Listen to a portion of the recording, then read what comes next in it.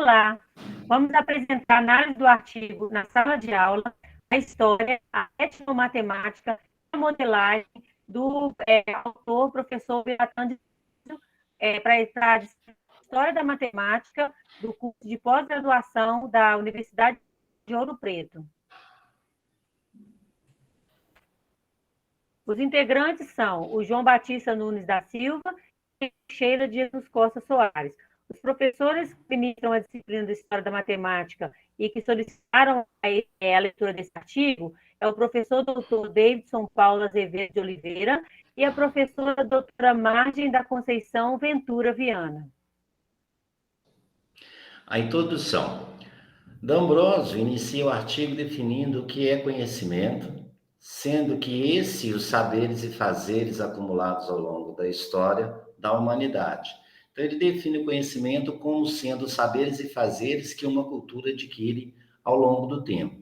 E esse conhecimento, ele é acumulativo e traz aí a representação da realidade através da modelagem, porque ele parte da vivência de um ciclo que se estabelece, onde ele cria uma linha da realidade que move o indivíduo, e esse indivíduo gera uma ação mudando a sua própria vida e a vida dos membros inerentes àquela cultura. Ele busca também, através da modelagem, as representações parciais limitadas na construção dos modelos êmicos, quando ele cita que a representação parcial não é estudar um pé de laranja por inteiro, estudando os frutos, as folhas, as cores. Ele procura delimitar a parte que ele quer estudar. Isso ele chama de modelos da etnomatemática, que mais à frente vamos estar aí explicando. Ele fundamenta a definição de modelagem através do Rodney, do Bassanese, que a modelagem matemática consiste na arte de transformar problemas da realidade em problemas matemáticos e resolvê-los interpretando sua solução na linguagem do mundo real. Ele também expressa que na sala de aula devemos buscar aí modelos dentro da realidade para que o aluno entenda, mas não podemos deixar que esses modelos causam uma desestimulação à criatividade do novo, do sonhar que o aluno traz consigo. Na etnomatemática, D'Ambrosio faz uma definição destrinchando a palavra etnomatemática em 3 situações, onde a etno ele traduz como cultura de ambiente, matema, aprender para saber, um mundo acadêmico, e as ticas são os instrumentos usados. D'Ambrosio também deixa bem claro que usar a etnomatemática é jamais esquecer a matemática acadêmica, e sim tentar agrupar o conhecimento de uma cultura local através dos modelos êmicos com a matemática acadêmica, fazendo com que esse entendimento fique cada vez mais claro na cultura local. Ele cita também um exemplo da apicultura, onde nós temos 3 situações em que usa-se a etnomatemática para a apicultura em situações diferentes, como é o caso. Os matemáticos, eles vão utilizar a etnomatemática que vem dos ciclos acadêmicos. Os apicultores utilizam a etnomatemática para a própria comunidade, que há muitos anos, talvez séculos, vem trabalhando com esse produto aí das abelhas. E os indígenas, que seria o terceiro viés da utilização da etnomatemática, como incorporada às suas tradições xamânicas e místicas, mas reafirma que todos estão fazendo a modelagem, cada grupo utilizando seus recursos intelectuais e materiais próprios. Já na história, Bem, sempre quando falamos da matemática, geralmente fica aí subentendido, né, a etnomatemática dos europeus, que muitos chamam de matemática ocidental, que é a matemática que se inicia na Europa, a partir ali da antiguidade grega e desenvolvendo-se assim durante toda a Alta Idade Média, a partir das cruzadas na Europa cristã, e ali, a partir das grandes navegações iniciadas no final do século XV. Então, essa matemática, ela se estendeu a todo mundo, ou seja, né, a manifestação matemática que foi narrada com uma forte tendência eurocêntrica. Então, essa matemática, ela está presente nos escolares não só do Brasil, mas do mundo todo, né? Porém, quase nada se falava, ou ainda se fala, até pouco tempo, das manifestações de outros povos e culturas. Mas estudada, né? Recentemente tem havido esforços para se estudar a história e outras etnomatemáticas.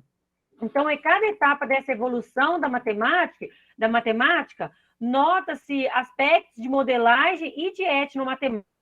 E esses aspectos estão contidos em diferentes manifestações. Aí, nos exemplos que está aí pode ser, por exemplo, uma catedral religiosa, uma teoria geométrica como a geometria euclidiana, um sistema cósmico planetários, que foi um modelo matemático muito conhecido, que ficou muito conhecido devido a Ptolomeu no século II. Né? Mas o professor Obiratã, ele diz que à medida que surgem novas possibilidades de observação do sistema real, novos elementos vão sendo introduzidos na representação e vem fazendo esse modelo mais adequado, né, que é o proposto atualmente.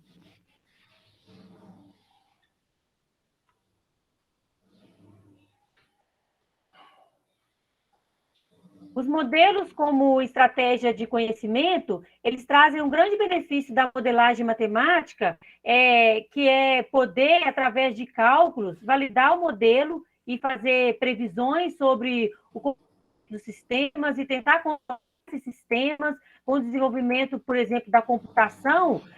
A modelagem matemática tornou-se aí o instrumento científico mais poderoso que dispomos atualmente, né? Então, o professor ele traz que a modelagem, além de contribuir para as ciências exatas, físicas e naturais, a tecnologia, ele também abriu novos horizontes para os estudos da ciência da cognição. Hoje, a ciência da cognição, que considera o ser humano um processador de informações especial, ser a versão moderna do que eram as chamadas teorias de aprendizagem, a gosto das nossas licenciaturas. Então, esses instrumentos de tecnologia, eles se tornaram instrumentos científicos poderosos nessa interseção aí de ensino.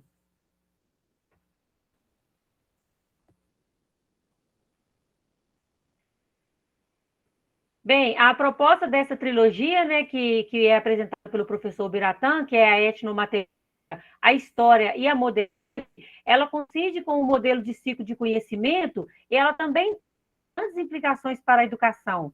Né?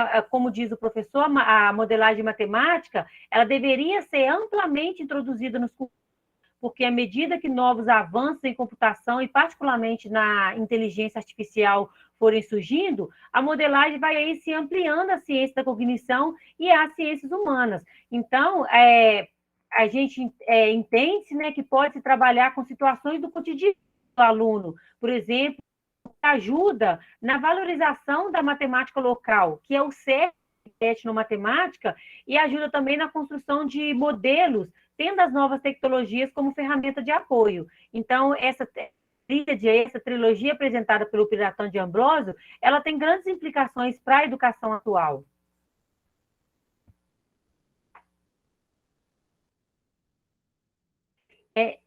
Em suma, consideramos que a relevância desse tema ele se traduz no fato que a matemática pode estar relacionada com uma aprendizagem esta que busca propiciar o fortalecimento do conhecimento matemático local, bem como o desenvolvimento teórico empírico da etnomodelagem no campo da educação matemática. Então, trabalhar esses conhecimentos em sala de aula, eles ajudam na valorização dos conhecimentos locais e na expansão também, né, desses conhecimentos. Nossas referências, né, que é o texto do professor Beratan de Ambrosio, que foi explanado, e os nossos agradecimentos. Trouxemos aí, né, essa frase que está lá no início do artigo do professor Beratan, que é a frase: sem fantasia ninguém pode se tornar um matemático, de Sopes Lewis. Então, nós agradecemos com essa frase aí do Sopes Lewis, que foi trazida pelo Beratan. Muito obrigada. Obrigado.